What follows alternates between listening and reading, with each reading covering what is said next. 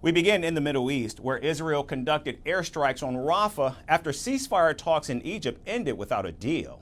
Now hundreds of Israeli tanks and armored vehicles encircled the Gaza city as the ground invasion intensifies. Now Israel has ignored warnings from its closest ally, the United States, over the military operation. And U.S. President Joe Biden has repeatedly warned Israeli Prime Minister Benjamin Netanyahu against launching the Rafah invasion. In fact, President Biden took the unusual step to halt all weapons delivery to Israel over its military offensive. But Prime Minister Netanyahu has ignored these warnings and has decided to continue with the invasion, risking further diplomatic isolation of Israel. And Netanyahu shot back at the move, saying Israel had all the weapons it needed and would even fight with just fingernails. We are on the eve of Independence Day. In the War of Independence 76 years ago, we were the few against the many. We did not have weapons. There was an arms embargo on Israel. But with great strength of spirit, heroism, and unity among us, we were victorious. Today, we are much stronger. We are determined and we are united in order to defeat our enemies and those who want to destroy us. If we need to stand alone, we will stand alone. I have said that if necessary, we will fight with our fingernails. But we have much more than fingernails, and with that same strength of spirit, with God's help, together we'll win.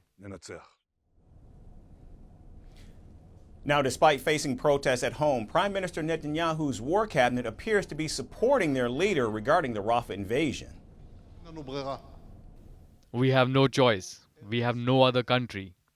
We will do whatever is necessary. And I repeat, whatever is necessary in order to defend the citizens of Israel, to remove the evil threats against us, and to stand up to those who attempt to destroy us. However, despite the bravado and bluster, former members of the Israeli armed forces are worried about not receiving weapons from the United States, which could become a security concern for Israel if the war drags on or spreads across the region. We'll have to make a decision, and here the flow of munition from the United States of America is very important for the capabilities of the IDF in this operation.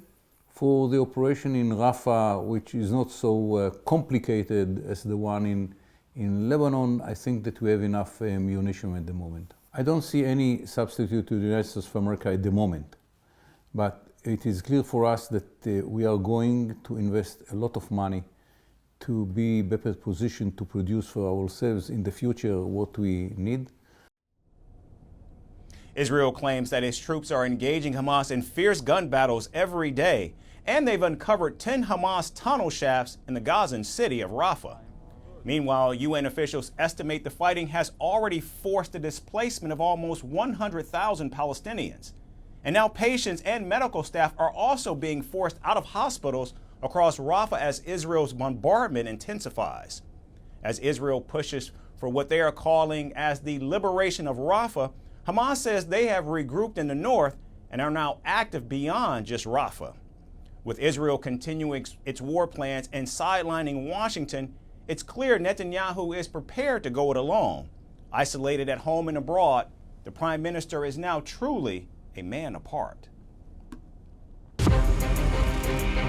From impeachments to inaugurations, if it's a political story, we are on the scene.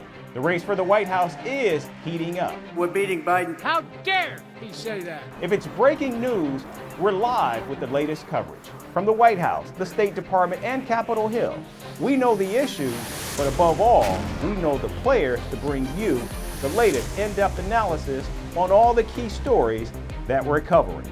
I'm Eric Ham. Join me from Washington here on Firstpost America.